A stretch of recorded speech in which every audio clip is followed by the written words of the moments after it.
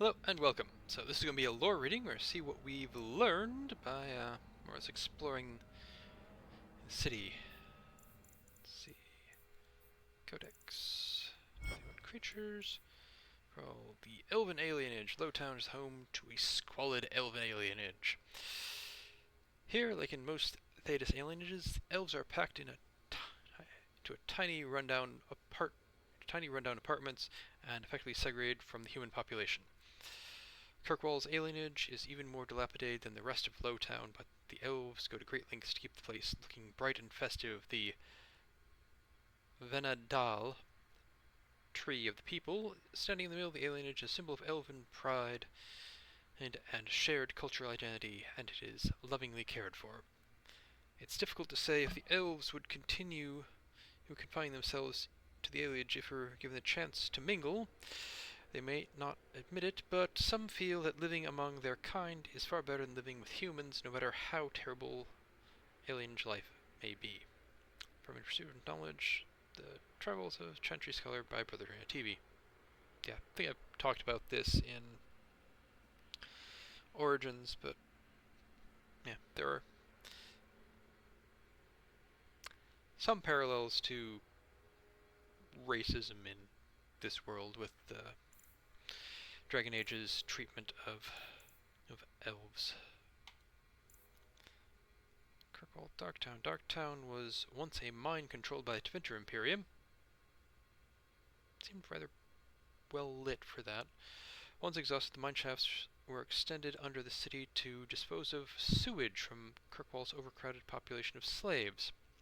Unsurprisingly, the tunnels became a refuge for those fleeing captivity. A similar trend continues today. The Undercity, as some call it, is the home for the diseased, the insane, to criminals, and even the dead. Unwanted corpses are often discarded here by murderers and lazy undertakers. Darktown's slums make Lowtown look pleasant in comparison. The foul miasma known as choke damp clogs and swells in every corner of the Darktown, creating a poisonous mist. The sewers are a dangerous place. The walls are damp, slick, and coated with phosphorescent lichen. The sewer's a maze, and one foolish enough to enter is not likely to be heard from again. From Intrusive Knowledge, Browser, Chantry Scholar by Brother TV.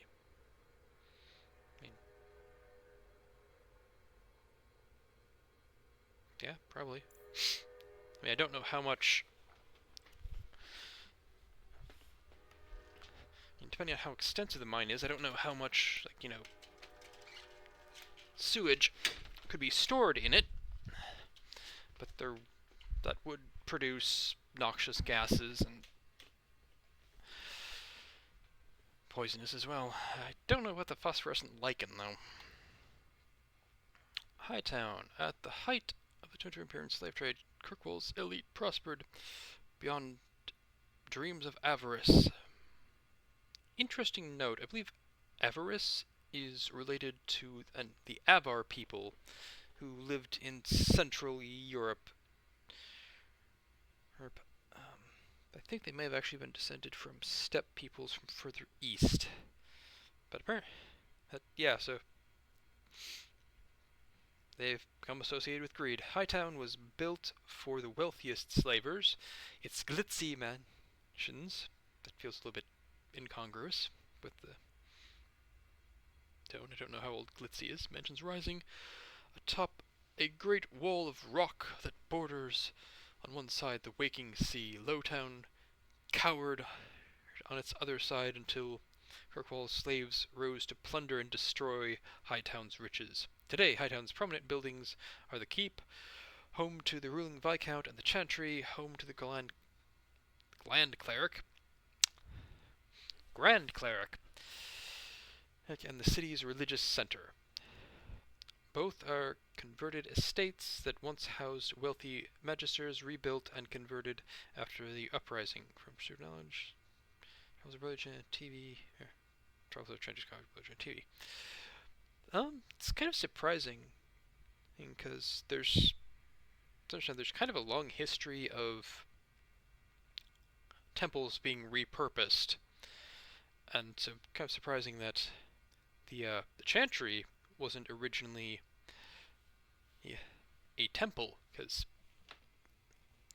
I mean, Tivinter Imperium had its gods and temples, so it makes sense that they would also,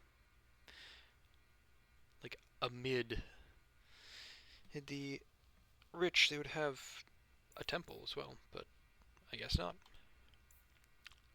Kirkwall Lowtown. Lowtown sits in a massive cauldron-shaped pit that was once Kirkwall's first quarry.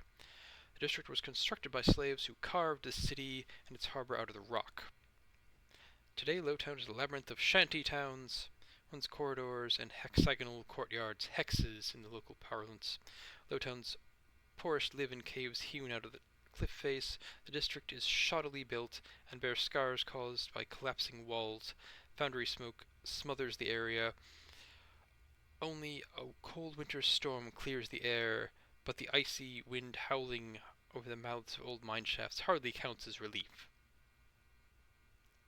Occasionally, these Darktown shafts erupt with gouts of foul air known as choke damp. It's not uncommon to find whole slums silently suffocated, frozen in the midst of everyday activity. That's kind of surprising. I kind of doubt that, because, I mean, yes, like in prior ages, we were much more accustomed to death, just like a fact of life, but not to the extent where, like, they would actually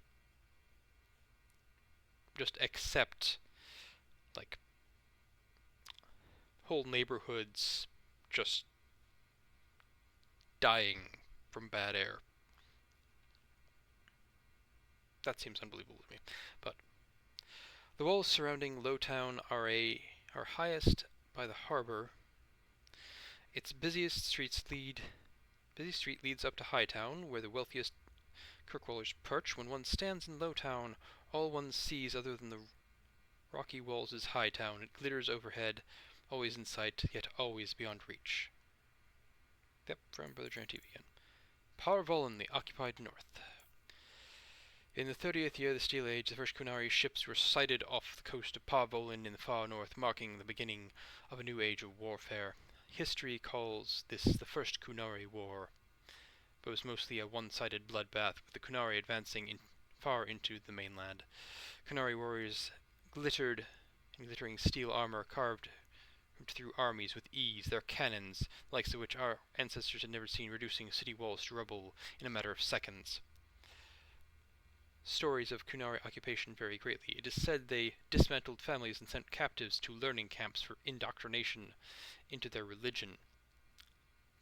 I think that's more a modern thing and idea.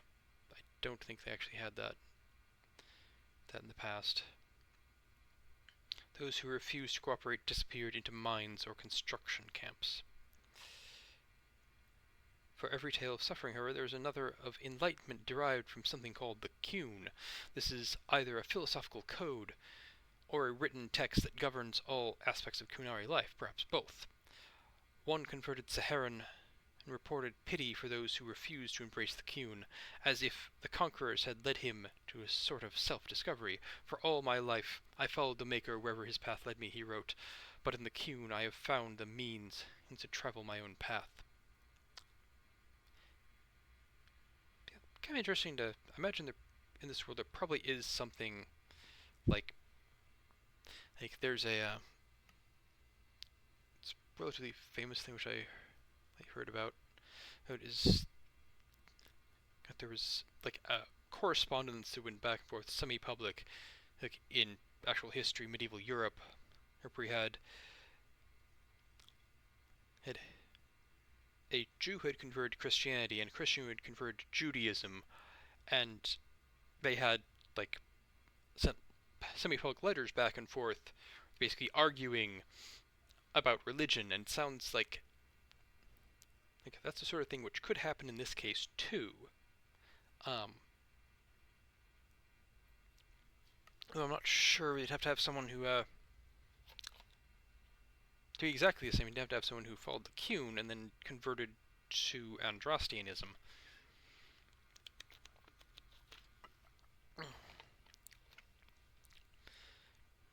It has been said that the most complete way to wipe out a people is not with blades but with books. Thankfully, a world that had repelled 4 blights would not easily bow to a foreign aggressor, and so the exalted marches began. The greatest advantage of the Chantry-led forces was the circle of magi. For all their technology, Kunari appeared to harbor a great hatred for magic. Faced with cannons, the Chantry responded with lightning and balls of fire. The Kunari army lacked the sheer numbers of humanity. So many were slain at Marnas Pel on both sides that the Vale is said to be permanently sundered, the ruins still plagued by restless corpses. But each year the Chantry pushed further and further. That should be farther and farther, because it's actually measurable, into the Kunari lines, although local converts to the Qun proved difficult to return to Andraste's teachings. By the end of the Storm Age, the Kunari were truly pushed back. Ravane was the only human land that retained the Kunari religion after being freed, and its rulers attempted to barter a peace. Most human lands signed the Lomerin Accord, or the Yomerin Accord, I don't know if that double L is supposed to be pronounced the Spanish way, except by the Tevinter Imperium. It is a shaky peace that has lasted to this day. From the Exalted Marches, an examination of Chantry warfare by Citra Petrine, Chantry Scholar. Yeah, this is part of why I feel like the Kunari are kind of similar to the Muslims of the Middle Ages, because they were mostly like more educated and also, well, they had access to a lot of books and stuff that medieval Europe didn't. But were seen as both a military and a religious threat, and the Kunari in this case are seen as both as well. The Tevinter Imperium, for good or ill, the Imperius placed its stamp on Thedas forever. The old Imperial Highway is still used across most of Thedas. The ruins of Tevinter fortresses and the centers of magical study still litter our landscape long after the glory of the Imperium dimmed. But the influence of that ancient empire goes deeper than this. Without Tevinter, there would have been no Blight, no Andraste, no Chantry. Every aspect of our world would be altered. The might and majesty of the Imperium may have faded, but it still makes its presence known even in the most distant corners of Thedas. Every child has been brought up on stories of Tevinter as it is now, a decadent nation ruled by the Archon and his court of magisters, great and no doubt corrupt mage lords. Their Chantry is a mockery of our own, the Black Divine, a man chosen from the ranks of the Minrathous circle of magi, the Maker's most hallowed law. Magic exists to serve man, and never to rule over him perverted. Mages in the Imperium say their most sacred duty is to serve man, and they serve best by wielding political power. And the worst, that which blessed Andraste may weep to see, all of it is built on a foundation of slavery.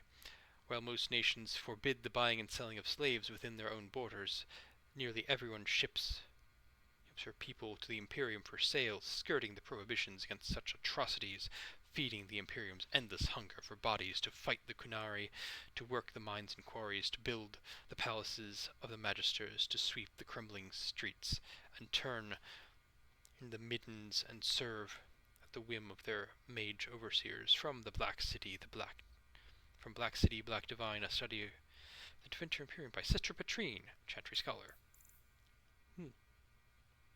Good that it's, a non-biased source. History of the Chantry, Chapter 1. The first blight devastated the Tevinter Imperium. Not only had the Darkspawn ravaged the countryside, but Tevinter citizens had to face the fact that their own gods had turned against them. Dumont, the god known as the Dragon of Silence, had risen to silence the world. Despite the frenzied pleas for help, the other old gods did nothing. People of the Imperium began to question their faith, murdering priests and burning temples to punish their gods for not returning to help. Yeah, that's something which I believe I read somewhere, that was a thing that would happen in the past, just with basically people would petition the Divine for help, and then if they didn't get it, they might actually attack the temples. Um, really, I'm not entirely certain. So, to me, it feels as the like. I don't actually know how who they know that the archdemons are the old gods. That's it. I haven't actually ever seen a good explanation for why that is, though. In Veilguard, it's confirmed that the old gods are that the archdemons are the old gods. I, the, to me, it feels it's like that's the sort of thing that could be a polemic, just propaganda, which the early Andrastians used against the worshippers of like Midwinter Imperium's polytheism. But I guess it's just true in this case. That feels like the less interesting story. But anyway, in those days, even after the devastation of First Blight, the Imperium stretched across the Gnome world. Fringed with barbarian tribes, the Imperium was well prepared for invasions and attacks from without. Fitting, then, that the story of its downfall begins from within. People of the far northern and eastern reaches of the Imperium rose up against their powerful overlords in rebellion. The Tevinter Magisters summoned demons to put down these small rebellions, leaving corpses to burn as examples for all who would dare revolt. The Imperium began to tear itself apart from within, throngs of angry and disillusioned citizens doing what centuries of opposing armies could not. But the Magisters were confident in their power, and they could not imagine surviving a blight only to be destroyed by their own subjects.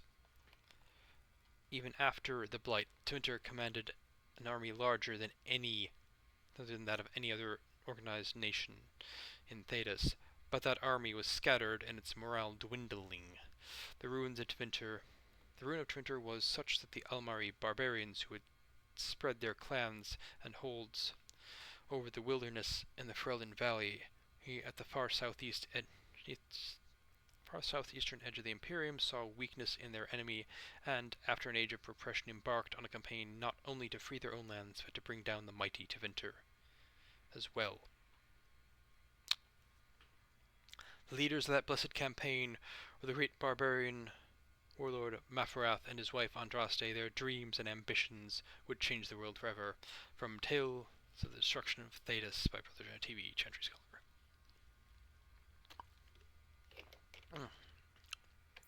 Sorry, the Fifth Blight, Volume 1.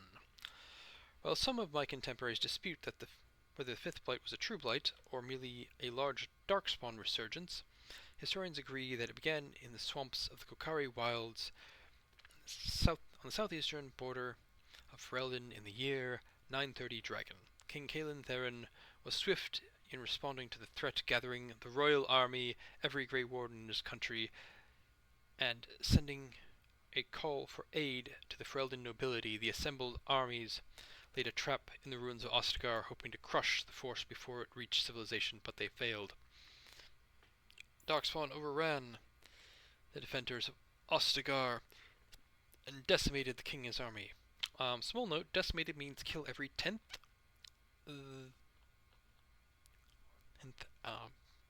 But it has come to mean destroy. That's feel like there are better words for that. Leave it actual definition, but I'm a pedantic. They continued their advance into Ferelden unopposed. Only true Grey Wardens managed to escape the slaughter, and somehow they came into possession of ancient treaties which compelled the races of men to join arms against the massing horde.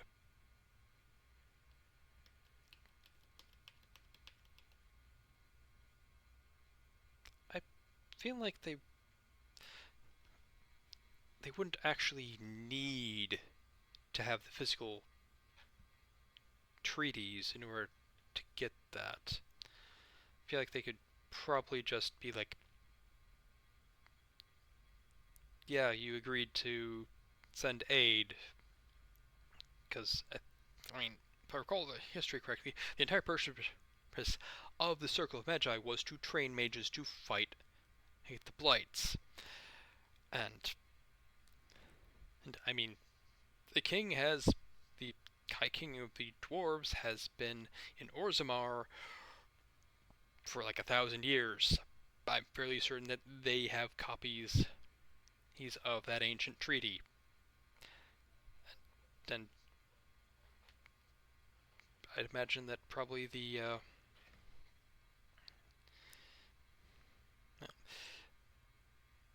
Dalish, I'm not entirely certain. I mean, I can see them easily like keeping the story of the of the pledge that they had made. I think back when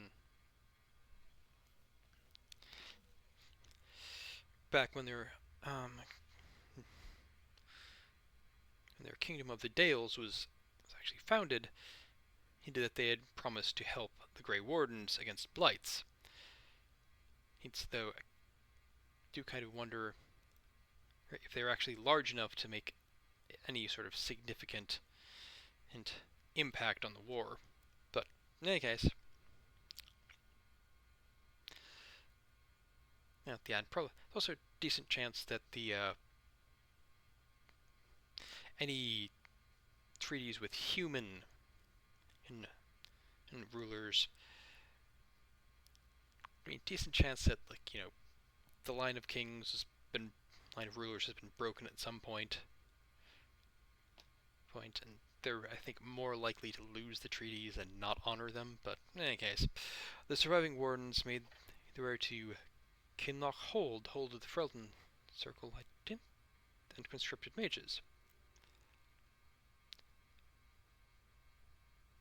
The mages, desperate to find more allies, wardens journeyed to the Brazilian forest, seeking the Dalish elves to join the army.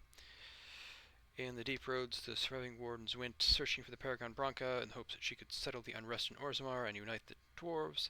Hers in the battle against the Archdemon, not only did the Paragon settle the matter of royal succession, she also reclaimed the lost secret of Gollum manufacture an army of stone and steel, joined the war effort. Balin Adukin was crowned king of Orzammar, and the dwarven armies marched on the surface. Despite their success, however, greater challenges were yet to come. From A Study of the Fifth Light by Sister Petrine, Chantry Scholar.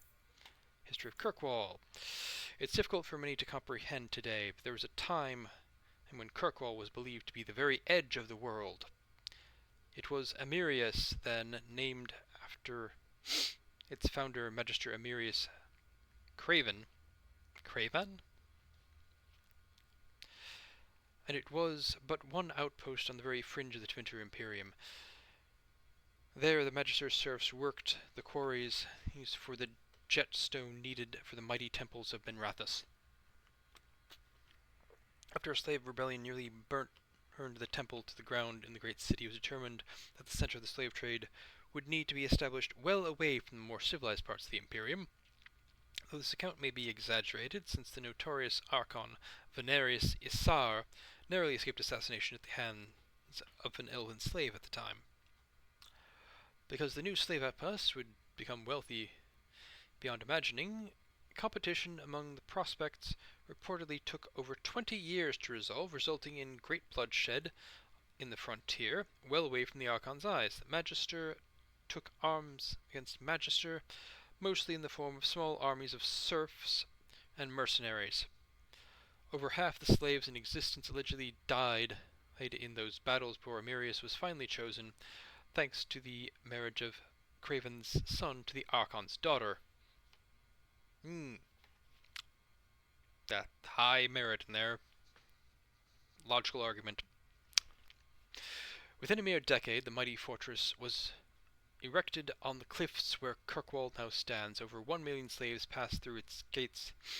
It's before the Imperium eventually fell, an unimaginable number by today's standards. The Craven's family itself became patrons of the next 3 Archons, and was one of the driving forces behind the extension of the Imperial Highway into Freldon Valley, a move that would cost them a considerable political influence after the resistance of the Almari tribes.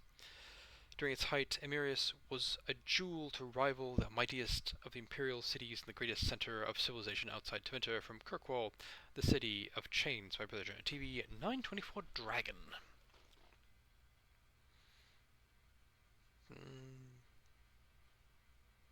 Yeah, right, there being it's an island and like a city in the Mediterranean, which was like basically the slave trading hub for the Roman Empire. Moved an impressive amount of people in a day, but I don't remember exactly which it was or how many. The weakness of mortal will is the greatest failing of all the Maker's children. We trade our honor as if it were the cheapest of currency. We do not understand that in what integrity is or what it is truly worth. From this ignorance, original sin was born.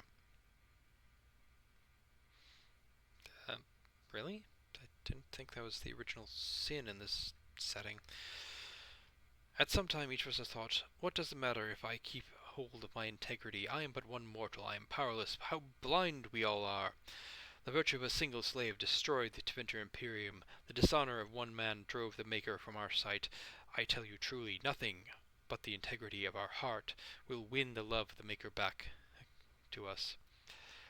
It is all the power we shall ever possess to change the world for good or for ill. From a sermon on integrity. City Elves. When the wholly exalted march to the Dales resulted in the dissolution of the Elfin kingdom, leaving a great many elves homeless once again, the divine Renata I declared that all lands loyal to the Chantry must give elves refuge within their own walls, considering the atrocities committed by the elves at Red Crossing. This was a great testament to the Chantry's charity. There was one condition, however: the elves were to lay aside their pagan gods and live under the rule of the Chantry. Some elves refused our goodwill. They banded together to form the wandering Dalish tribes, keeping their old elven ways and their hatred of humans alive.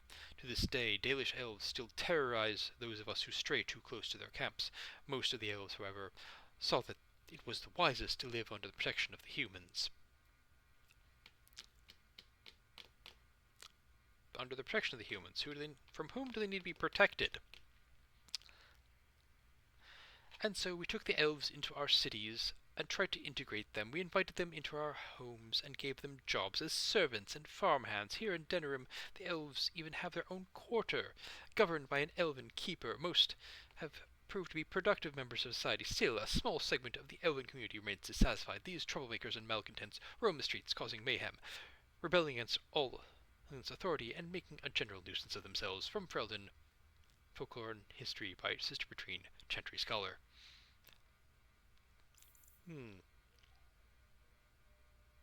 Yep. Alienage culture. There have always been alienages. They have been around us for as long as elves and shems have lived in the same lands. Ours isn't even the worst. They say that Valroyo has 10,000 elves who's living in a space no bigger than Denerim's market. Their walls are supposedly so high that daylight doesn't even reach the Venedal until midday. But don't be so anxious to start tearing down the walls and picking fights with guards. They keep more. They keep out more than they keep in.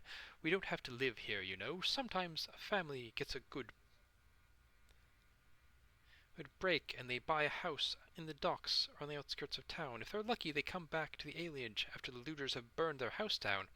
The unlucky ones just go to the pauper's field.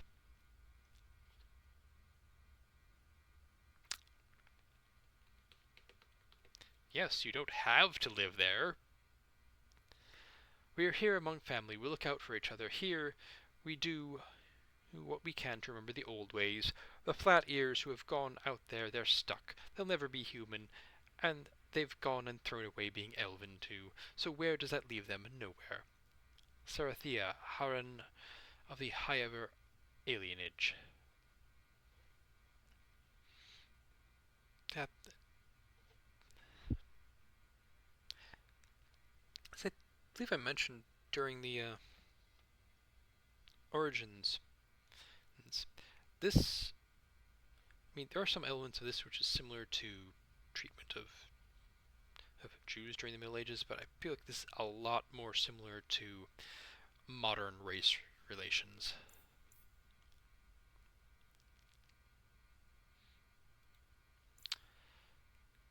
Carta. The castless dwarves of Orzammar have few prospects, consigned to live in a crumbling ruin on the social and economic fringes of the mighty dwarven capital.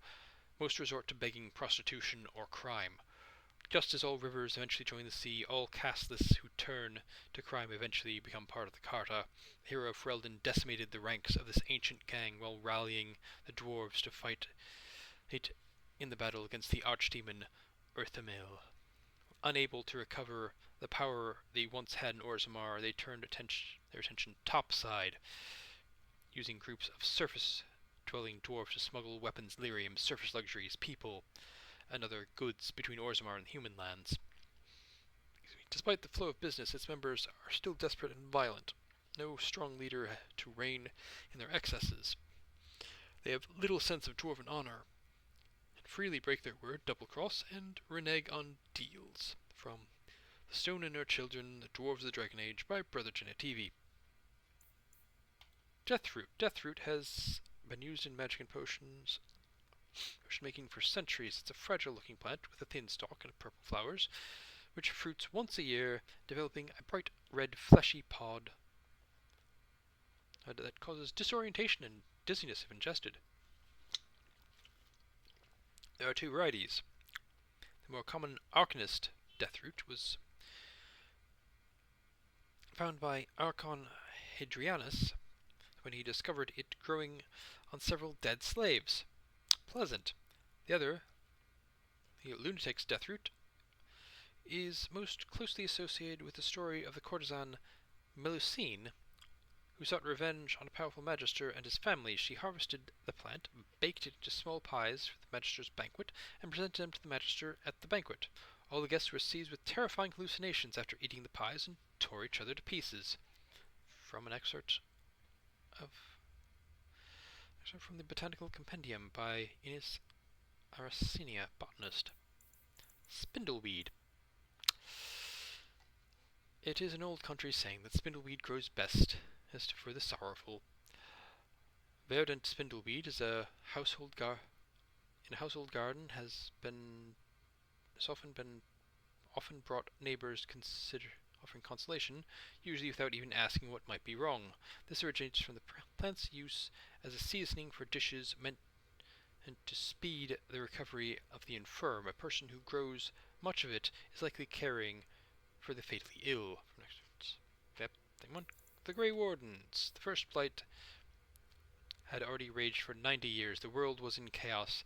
A god had risen, twisted and corrupted. The remaining gods of Twinter were silent, withdrawn. What writing we have recovered from those times is filled with despair, for everyone believed, from the greatest archons to the lowly slaves, that the world was coming to an end. At Weishaupt Fortress, in the desolate Anderfels, a meeting transpired. Soldiers of the Imperium, seasoned veterans who had known nothing in their entire lifetimes except hopeless war, came together. When they left Weishaupt, they had renounced their oaths to the Imperium. They were soldiers no longer, they were Grey Wardens. The Wardens began an aggressive campaign against the Blight, striking back against the Darkspawn, reclaiming lands given up for lost. The Blight was far from over, but their victories brought notice, and soon they received aid from every nation in Thedas. They grew in number as well as reputation. Finally, in the year 992 of the Twinter Imperium, upon the Silent Plains, they met the archdemon Dumont in battle. A third of the armies of northern Thedas were lost to the fighting, but Dumont fell, and the Darkspawn fled back into the underground. Even that was not the end. The Imperium once revered 7 gods: Dumont, Zezekil, Toth, Andorhal, Razakil, Lusakan, and Earthmiel. 4 have risen as archdemons. The Grey Wardens have kept watch through the ages, well aware that peace is fleeting and that their war continues until the last of the dragon gods is gone. From Ferelden, Folklore and History by Sister Patrine, Chantry Scholar. Well, I mean, that is assuming that... Well, as I said, I'm not sure how they know that the archdemons are the old gods.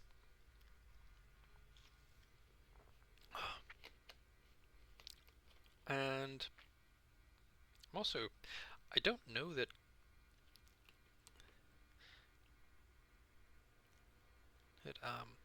killing all the archdemons, or all the old gods, will actually end the Darkspawn, because they exist without the archdemons. I mean, they might not be as organized, and might not have blights, but that's still going to be a problem for a lot of people. Andraste, bride of the Maker. There was once a tiny fishing village on the waking sea that was set upon by the Tevinter Imperium, which enslaved the villagers to be sold in the markets of Inrathis, leaving behind only the old and infirm. One of the captives was a child Andraste. She was raised in slavery in a foreign land. She escaped and made the long and treacherous journey back to her homeland alone. She rose from nothing to be the wife of an Almari warlord. Each day she sang to the gods, asking them to help her people who remained slaves in Tevinter. The false gods of the mountains and the winds did not answer her, but a true god did. The Maker spoke.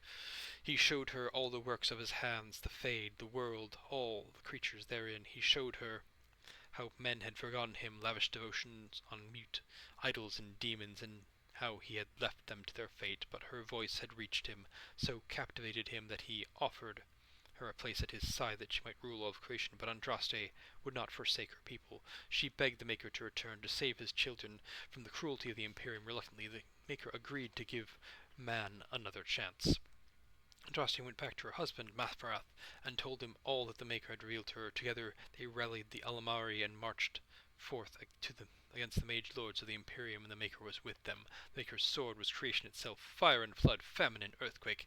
Everywhere they went, Andraste sang to the people of the Maker, and they heard her. The ranks of Andraste's followers grew until there were a vast tide washing over the Imperium, and Mathrath saw that the people loved Andraste and not him. A worm grew in his heart, gnawing upon it.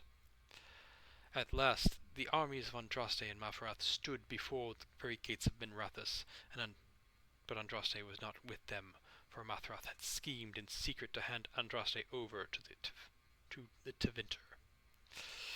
For this, the Archon would give Mathrath all the lands south of the Waking Sea, and so, before all the armies of the Almari and of Tevinter, Andraste was tied to a stake and burned, while her earthly husband turned his armies aside and did nothing, for his heart had been devoured. But as he watched the pyre, the Archon softened. He took pity on Andraste, drew his sword, and granted her the mercy of a quick death.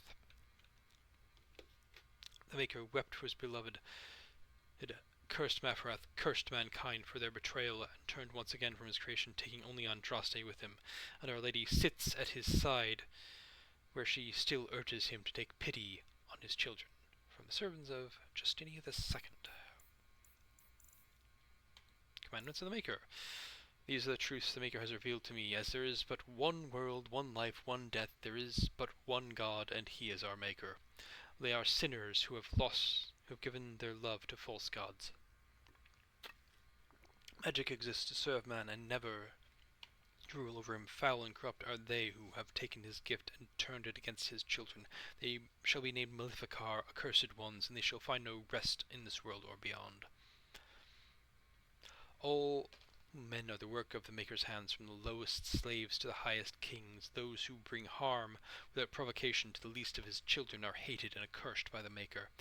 Those who bear false witness and work to deceive others know this: there is but one truth. All things are known to the Maker, and he shall judge their lies. All things in this world are finite. What one man gains, another has lost. Those who steal from their brothers and sisters do harm to their livelihood and to their peace of mind. Our Maker sees this with a heavy heart.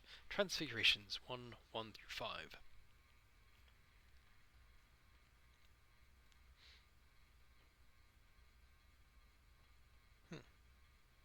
Not sure how you'd organize this into commandments, but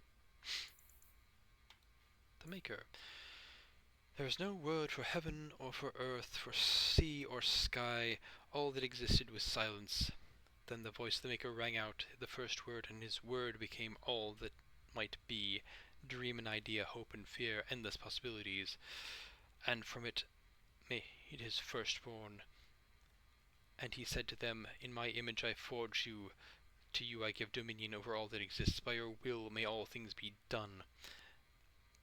Then in the centre of heaven he called forth a city with towers of gold, streets with music for cobblestones, and banners which flew without wind.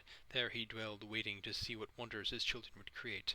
The children of the Maker gathered before his golden throne and sang hymns of praise unending, but their songs were the songs of the cobblestones. They shone with the golden light reflected from the Maker's throne. They held forth banners that flew on their own, and the voice of the Maker shook the Fade, saying, "In my image I have wrought my firstborn. You have been given dominion over all that exists. By your will all things are done, yet you do nothing. The realm I have given you is formless, ever-changing." And he knew he had wrought but amiss, so the Maker turned from his firstborn, and took from the Fade a measure of its living flesh, and made it apart from the spirits, and spoke to it, saying, "Here I decree opposition in all things, for earth, sky, for winter, summer, for darkness, light. By my will alone is balance sundered, and the world given new life. And no longer was it formless, ever-changing, held fast, immutable. With words for heaven and for earth, sea and sky, at last did the Maker from the living world make men immutable as the substance of the earth, with souls made of dream and idea, hope and fear, endless possibilities. Then the Maker said, "To you, my second-born, I grant this gift. In your heart shall burn an unquenchable flame, all-consuming and never satisfied. From the Fade I crafted you, and to the Fade you shall return each night in dreams, that you may always remember me." And then the Maker sealed the gates of the golden city, and there he dwelled, waiting to see what wonders his children would create. Threnodies 5, 1 through 8. A Chantry Hierarchy. The Divine is a titular head of the Chantry, although since the schism split the Imperial Chantry into its own faction, there are now in fact 2 Divines at any one time. I mean, pretty good, because most religions in this world split far more than that, though there are probably smaller. There are doubtless smaller factions and heresies in this world. One Divine, informally called the White Knight Divine, is a woman housed in the Grand Cathedral in Valrayo. I suspect they're called the White Divine by everyone who considers her the true Divine. The other, known as the Black Divine, is a man housed in the Argent Spire in Marathas, probably only known as Black Divine by the people who consider the one in Valrayo to be the true one. Neither Divine recognizes the existence of the other, and the informal names are considered sacrilegious. No matter the gender, the Divine is addressed as Most Holy or Your Perfection. Beneath the rank of the Divine is the Grand Cleric. Each Grand Cleric presides over numerous chantries and represents the highest religious authority in the region. They travel to Valrayo when the College of Clerics convenes, but otherwise remain where they are assigned. All Grand Clerics are dressed as Your Grace. Beneath the Grand Cleric is the Mother, or in the Imperial Chantry, the Father. If a Mother is in charge of a particular chantry, revered is appended to her title. These are the priests responsible for administering to the spiritual well-being of their flock. A Mother or revered Mother is dressed as Your Reverence. Brothers and sisters form the rank and file of the chantry and consist of 3 main groups: affirmed, initiates, and clerics. Affirmed are the lay brethren of the chantry, those regular folks who have turned to the chantry for succor. Often they are people who have led a difficult or irreligious life and have chosen to go into seclusion, or even orphans or similar unfortunates who were raised into the chantry life. The affirmed take care of the chantry and are in turn afforded a life of quiet contemplation, no questions asked. Only those folk who take vows become initiates. These are men and women in training, whether in academic knowledge or the martial skills of the warrior. All initiates who receive even academic education, although only those who seek to become Templars learn how to fight in addition. Clerics are the true academics of the chantry, those men and women who have dedicated themselves to the pursuit of knowledge. They are often found in chantry archives, sages presiding over libraries of books and arcane knowledge. The most senior of these clerics, placed in charge of such archives, are given the title Elder, although such a rank is still beneath that of Mother. All the brothers and sisters are addressed simply by noting their title before their names, such as Brother Genevieve. From a guide for ambassadors from Ravane. Founding the Chantry, Cordelius Dracon, the king of the city-state of Orlais, was a man of uncommon ambition. In the year native 15 Ancient, the young king began construction of a great temple dedicated to the Maker, and declared that by its completion the world would not only have united the warring city-states of the earth, south, he would have brought Andrastian belief to the world. In native 3 Ancient, the temple was complete. There, in its heart, Dracon knelt before the eternal flame of Andraste and was crowned ruler of the Empire of Orlais. His first emperor to declare the Chantry as the established Andrastian religion for the Empire.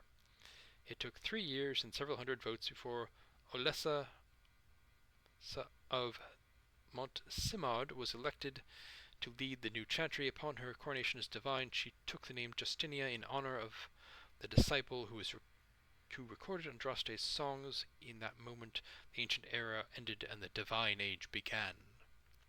From Berlin, Folklore and History by Sister Petrine, Chantry Scholar.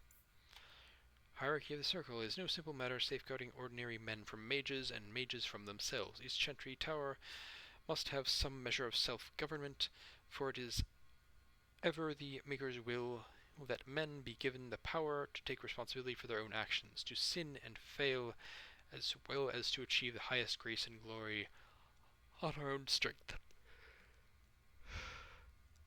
You who will be tasked with the protection of the circle must be aware of its workings. The first enchanter is the heart of any tower. He will determine the course the circle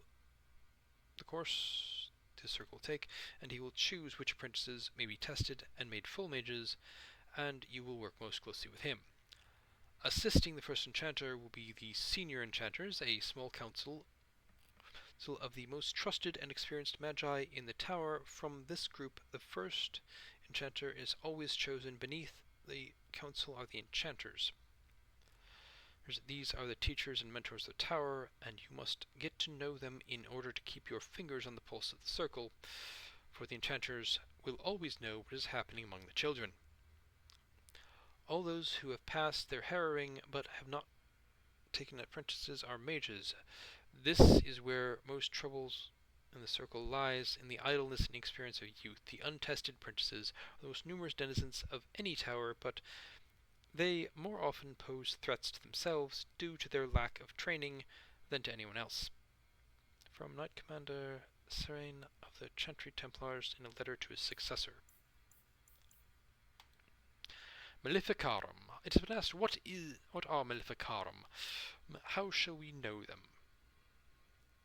I have been as troubled by this question as you. You have come to me for the wisdom of the Maker, but none have seen the Maker's heart save beloved Andraste. And so I have done as all mortals must, and looked to the words of his prophet for answers, and there I found respite from a troubled mind. For she has said to us, magic exists to serve man and never to rule over him. Therefore I say to you, they who work magic which dominates the mind and hearts of others, they have transgressed the Maker's law. Also, as Our Lady told us, those who bring harm without provocation to the least of his children are hated and cursed by the Maker.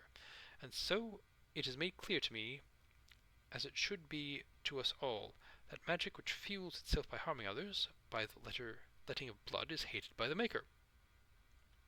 Those mages who honor the Maker and keep his laws, we welcome as brothers and sisters. Here's those who reject the laws of the Maker and the words of his prophet are apostate.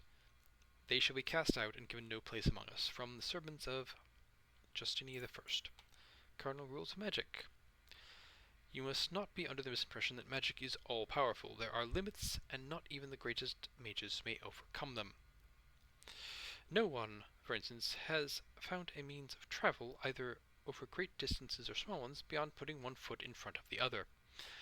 The immutable nature of the physical world prevents this.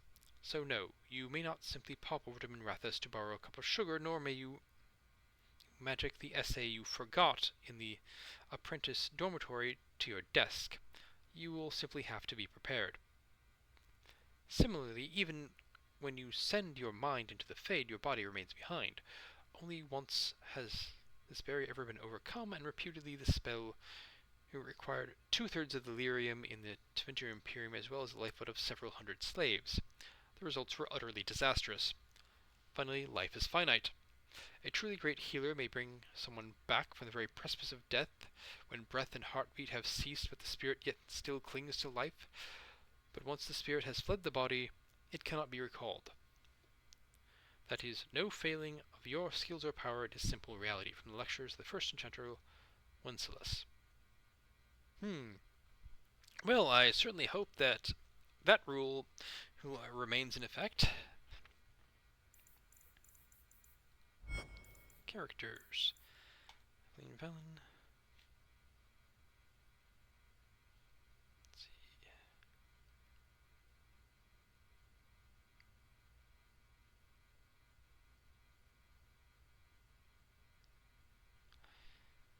It's family. Protector. Doesn't matter if it's blood or not.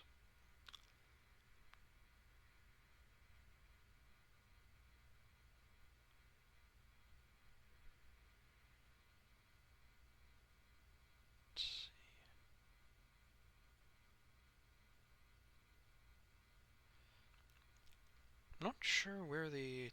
I'm fairly certain we've had this... Or did we have this?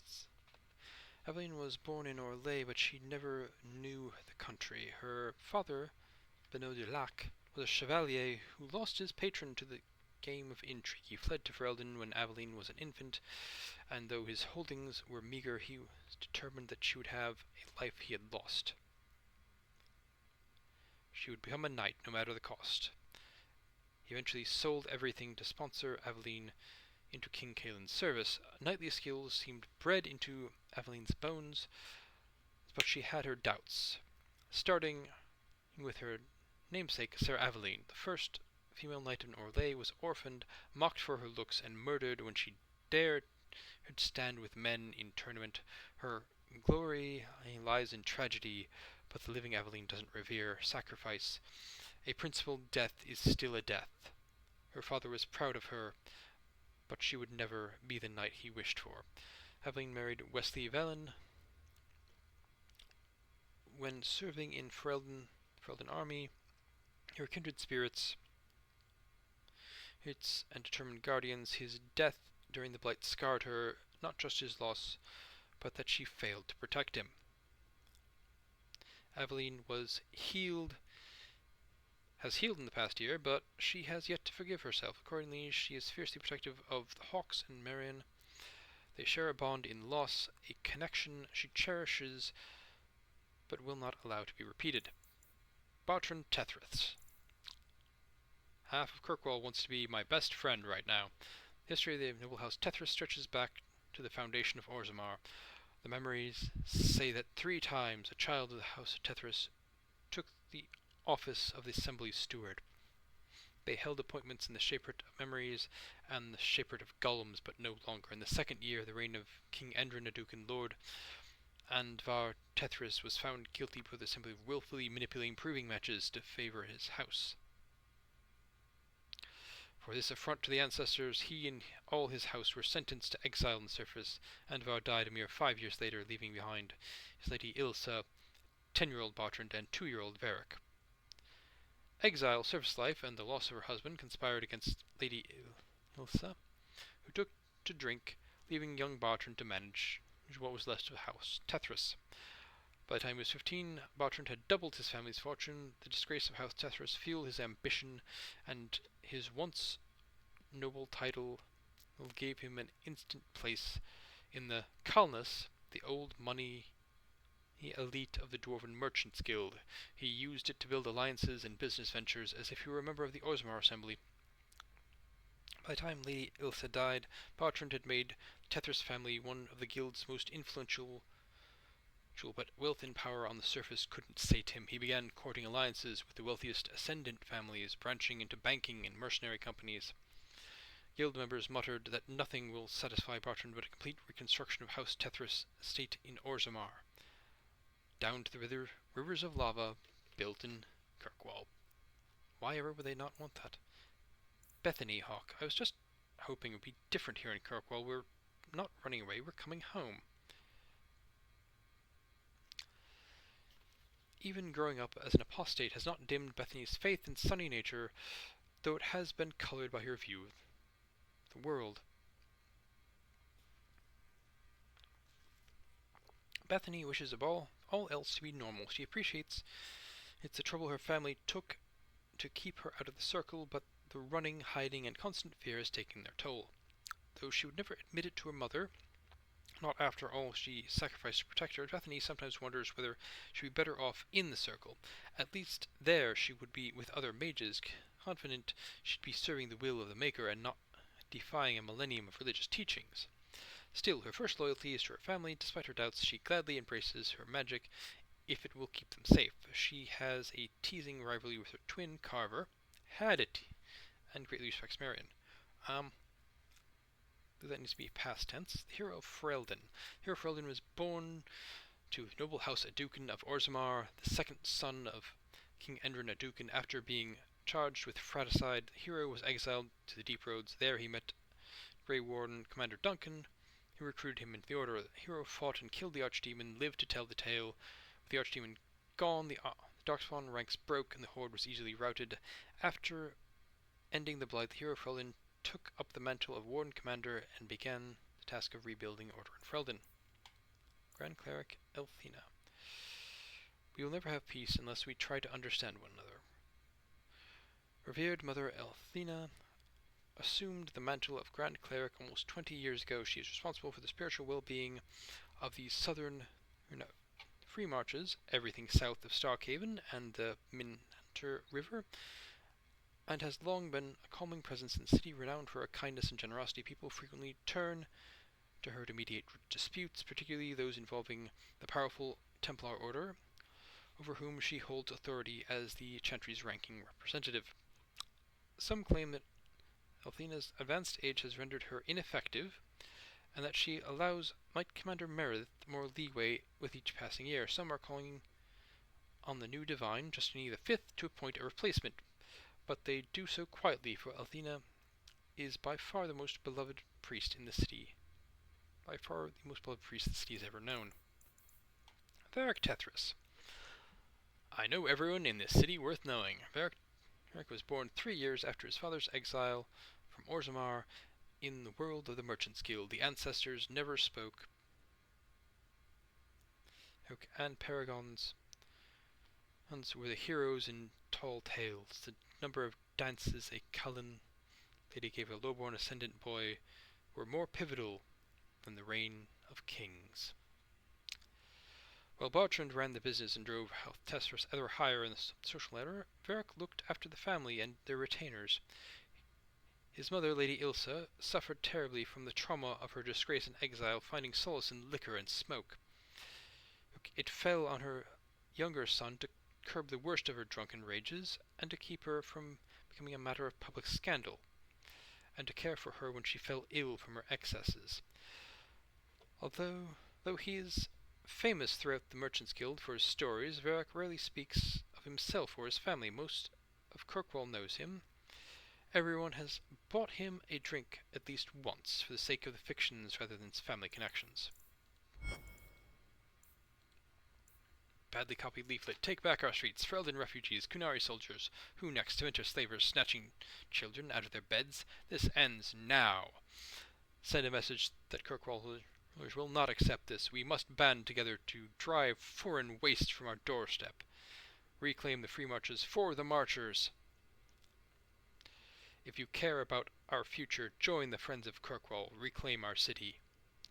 So this minor note here is, from what I've read about the free marches, is that they don't really view themselves as being from the free marches. They see themselves as being from their particular city, which if I understand correctly, is kind of the way things were, or for most of history. There wasn't really so much nations as there were just they people tended to identify with their like local community rather than like the higher vassal lords and that such. Or it's just guide stuff. Anyway, that's it for this one. Thank you for watching, doing relevant things with YouTube's buttons, and have a nice day.